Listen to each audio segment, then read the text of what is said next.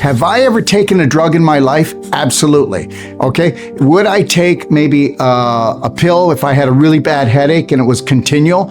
I probably would, but I'd want to get to the root cause. How did I create enough stress to create that mess? Well, that would be called break away from the herd, because the herd's off to the butchers. Hippocrates, the real father of medicine, would roll over in his grave because back then, you didn't get paid until you helped the patient find wellness, okay? Now today, we can pay out the nose continually and nobody is standing up for their work. And if you actually took a look at how many people are getting well, you'd know that it is hell out there. Now listen to me. If you don't food combine properly, like starch and protein, a protein will actually neutralize the starch enzymes. The starch enzymes neutralize the protein. And guess what? You have two things that are going to go on in your body: digestion or rotten putrefaction. And guess what happens after 15, 20 minutes? Are you ready for this? You're more tired than when you were eating, but now you feel full because guess what? You've been brainwashed. Honey, are you full yet? Burp. Oh, well, no, I've got a little bit more room. Shove some more stuff in there. Let me tell you something. We are eating ourselves to death. This here is the highway of life, or the highway of a really bad road, and all the way to becoming sick. And understand the new rule.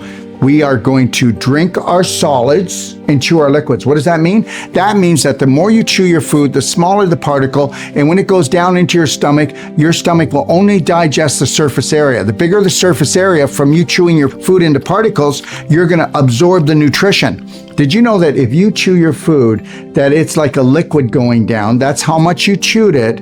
You could eat 1/3 of the food and get 3 times the energy. And this was a study done. So you keep on drinking your water at your meals because you're going to wash those chunks down. You're only digesting the surface energy. And then don't food combine properly. And guess what we're going to have? We're going to be bloated. We're going to be sick, and we're going to putrefy. Now remember, from your mouth to your anus, it's 30 feet.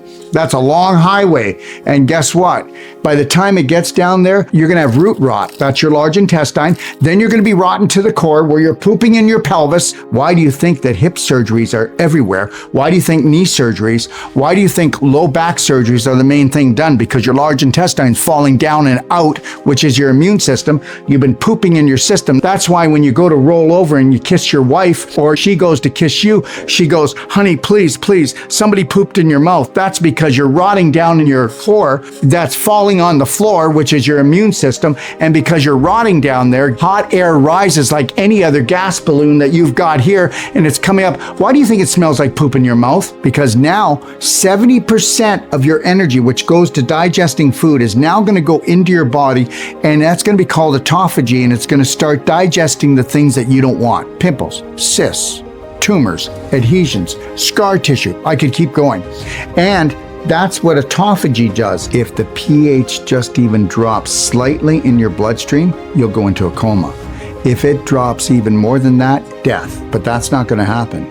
So when you become acidic, your body's going to pull calcium from your bones. Why do you think osteoporosis is so bad today? Osteopenia to osteoporosis. People have bones like Swiss cheese. We know that 50% of the population will experience life-threatening stage 4 inflammation, because I don't call it cancer, because understand something, the C in cancer stands for corruption, contamination, and conflict, and that's what they do to us. How many people think that it's cholesterol that are creating heart attacks? It's not. That's the biggest ruse of all. And understand, cholesterol is not a disease, and the body makes cholesterol anyways. And cholesterol is like candle wax, and it's trying to goop the inside of those arteries, the cracks that you're creating from the inflammation, and pulling the minerals out. And what else happens? The calcium actually goes into those cracks. And how many people know that most strokes and most heart attacks are actually caused because the calcium's like coral, and it'll cut the artery a little bit. And when it cuts it, now you have a blood clot, and if it loosens up, it goes through the heart, and there's your heart attack, there's your stroke. And nobody told you that one, did they? Let's talk about vitamins and minerals. But more importantly, I'd like to talk about something that's really important. We would never have to take vitamins, minerals, antioxidants, tons of enzymes if They didn't mess around with our world. I want you to understand something. I want you to take a look at this. Do your own homework. You ever hear of humic and fulvic? Well, humic and fulvic is actually in the soil.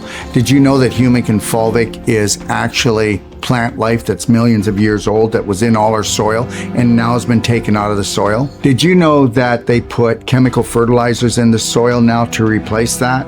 Did you know that the humic and fulvic, when you actually took that into your body, when you eat from the soil and you take the humic fulvic in, that it actually picks up heavy metals and locks it down in your body to take it out? Did you know that humic and fulvic, they have 90 micronutrients that are dropped off in your cells? But now we don't have that.